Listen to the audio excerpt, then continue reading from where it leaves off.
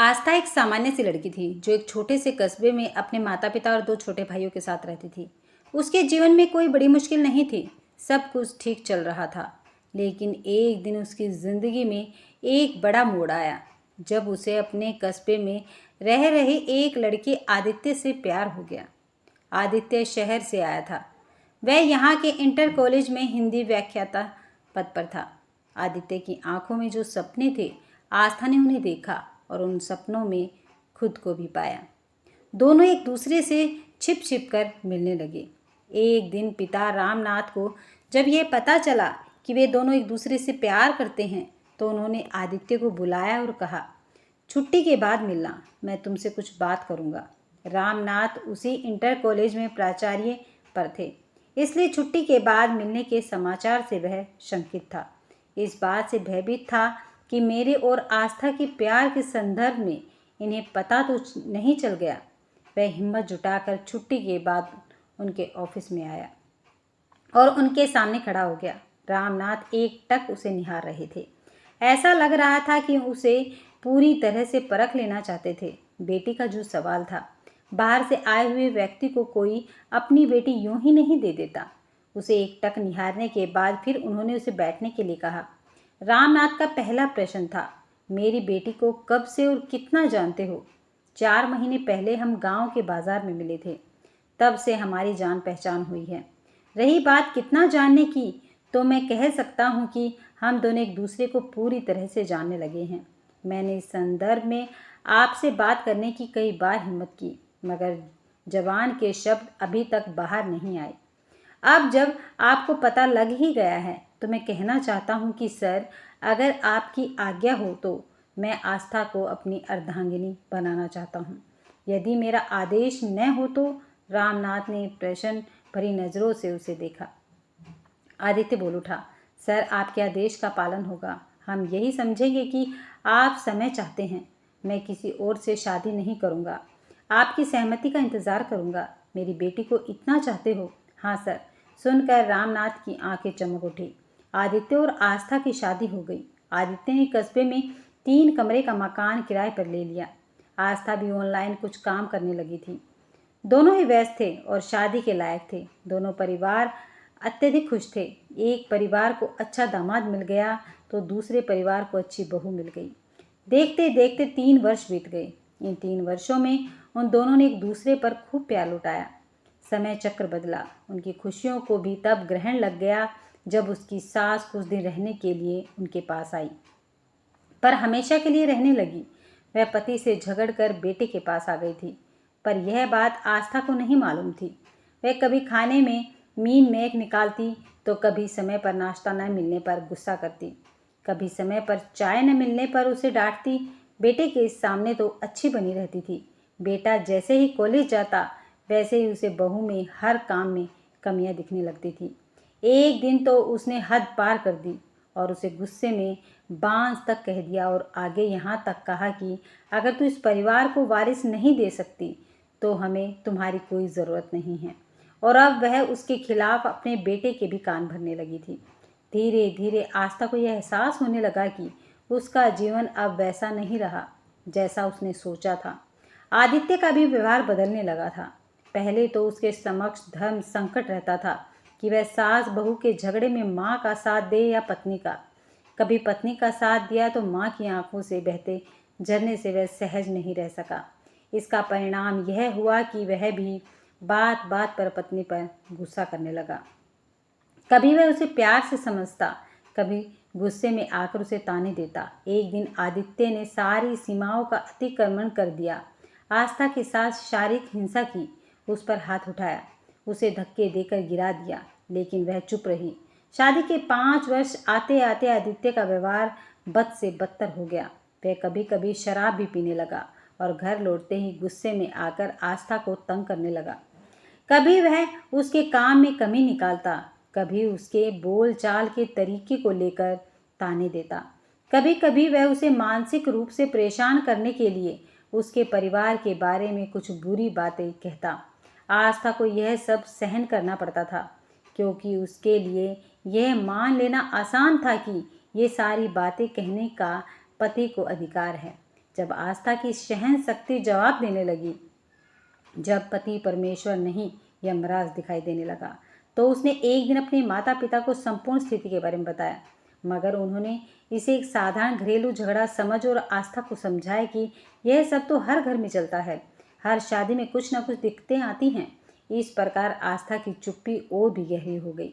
वह खुद को रोज़ टूटते हुए महसूस करती, लेकिन अपने सपनों और प्यार के नाम पर चुप रहती। एक दिन आदित्य का गुस्सा और भी बढ़ गया। उसने आस्था को मारने की कोशिश की। आस्था के शरीर पर नीले निशान उभरने लगे, लेकिन उसका दिल अब भी उस रिश्ते से बंधा था। वह आदित्य के बिना जीने का विचार नहीं कर सकती थी, मगर अब उसकी आंखों में एक नया डर था। डर उस आदमी से जिसे उसने कभी प्यार किया था, दिल से चाहा था। आस्था ने सोचा कि अब वह चुप नहीं रह सकती। वह अपने भीतर एक बदलाव महसूस करने लगी। उसने तय किया कि वह किसी से मदद लेगी। आस्था ने एक बार फिर अपने माता पिता से मदद की गुहार लगाई। उसने अपने परिवार से कहा कि वह अब इस रिश्ते में नहीं रह सकती है। उसकी माँ ने फिर समझाया, हर घर की यही समस्या है, इस समस्या से तुम्हें ही निपटना है। अब आस्था की सहन शक्ति जवाब दे रही थी। इसी दौरान उसने नौकरी के लिए अपना फॉर्म भर दिया था, उस नौकरी के लिए जिसे न करने का संकल्प कभी उसके पति ने दिलाया था। एक दिन की बात है, जब वह स्कूल से घर आया तो देखा सास बहू में झगड़ा हो रहा था। सास उसे खूब बुरा भला सुना रही थी, बहू भी बीच बीच में जवाब दे रही थी। उसका जवाब देना पति आदित्य को अच्छा नहीं लगा और उसने उस पर हाथ उठा दिया।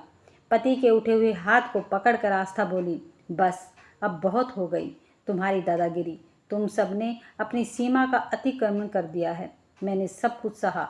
तुमने नौकरी न करने का संकल्प लिया था, मैंने नौकरी को ठोकर मार दी।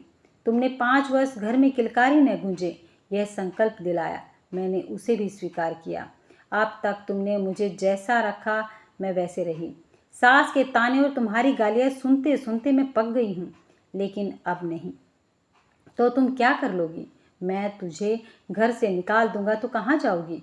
दुनिया बहुत बड़ी है, कहीं भी चली जाऊंगी, नौकरी करूंगी, सुख से जीऊंगी, रोज रोज के कलेश से बचूंगी।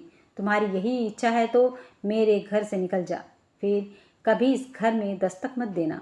तेरा और मेरा कोई संबंध नहीं है। आदित्य उबल पड़ा। एक बार फिर से सोच लो, बहुत पछताओगे। यह कहते हुए वह सुबह उठी। हाँ हाँ, कल जाती हो तो आज जा, अभी तुरंत निकल जा। पति के ये शब्द मानो आस्था के कलेजे को चीर रहे थे। थोड़ी ही देर में वह उसका घर छोड़कर चली गई। कुछ दिन मायके में रहने के बाद उसकी नियुक्ति केसरगंज राजकीय महिला महाविद्यालय में हिंदी व्याख्यात के पद पर हो गई। घुटन भरी जिंदगी से वह आज़ाद हो गई थी। अब उसके पास अपने लिए खूब समय था। वह अपने समय का उपयोग पत्र पत्रिकाओं में कविता लिखकर करने लगी। हिंदी व्याख्याता आस्था अब काव्य जगत में आस्था आरती के नाम से मशहूर हो गई। धीरे धीरे 10 वर्ष बीत गए। एक दिन महाविद्यालय के प्राचार्य ने उसे बुलाया। प्राचार्य के कक्ष में पहुंचकर आस्था ने नमस्कार किया और पूछा, मैडम आपने मुझे बुलाया है? हाँ आरती, मैंने तुझे बुलाया है। सामने से आवाज़ गूंजी, ये आरती नहीं आस्था है। अब इसकी प्रसिद्धि आस्था आरती के नाम से हो गई है। हम तो इसे आरती के नाम से ही बुलाते हैं। आरती देखो ये कौन, तुम इन्हें जानती हो? सामने बैठी हुई 70 वर्ष की वृद्ध महिला की तरफ इशारा करते हुए प्राचार्य ने कहा, नहीं मैडम, मैं नहीं जानती हूँ। यह मेरे लिए अजनबी है और आजकल मैं अजनबियों से बात नहीं करती हूँ। तभी उधर से आवाज़ गूंजी, बहू मैं अजनबी नहीं तेरी सास हूँ। आदित्य की हालत बहुत ख़राब है, वह मृत्यु शैया पर तुम्हारे नाम की रट लगा रहा है। बहू एक बार चल कर उसे देख ले। कौन आदित्य? कैसा आदित्य? वह तो मेरे लिए उसी दिन मर गया था जिस दिन उसने मेरे ऊपर हाथ उठाया था, जिस दिन उसने मुझे घर से निकाला था। उस दिन तो मैं अपने लिए उसका दाह संस्कार कर यहाँ आ गई थी। तुम सब ने मेरी चुप्पी को मेरी कमज़ोरी समझा था और वही चुप्पी आवाज़ बनकर आज गूंज रही है। अब मैं आज़ाद हूँ। कोई मेरी आवाज़ को दबा कर नहीं रख सकता, कोई महिला की आवाज़ को दबा नहीं सकता, क्योंकि इसी आवाज़ से ही तो समाज में बदलाव आता है। कहकर आस्था मैडम से अनुमति लेकर अपने छात्रों के बीच चली गई। बाद में प्राचार्य ने आस्था शाबाशी देते हुए बताया कि उसके घर छोड़ने के कुछ दिन तक तो ठीक चला, पर फिर माँ बेटे में कलह शुरू हो गई। माँ कहने लगी कि गलती चाहे बहू की थी, पर बेटे को भी तो आगा पीछा देखना चाहिए था। दूसरी तरफ आदित्य पूरी तरह माँ को अपने अकेलेपन और अपनी बदहाली के लिए दोष देता था। वह कहता था कि बच्चे इसलिए नहीं हो रहे थे कि उसके सीमन में कमी थी। वह अपना टेस्ट करवा चुका था। माँ को कई साल बाद बताया। माँ ने पंडितों पर भी खूब खर्च किया कि या तो भारती वापस आ जाए या फिर कोई और लड़की शादी के लिए तैयार हो जाए, पर कस्बे में हर एक को मालूम था कि दोषी कौन है। कोई पिता अपनी लड़की के लिए बात करने के लिए नहीं आया।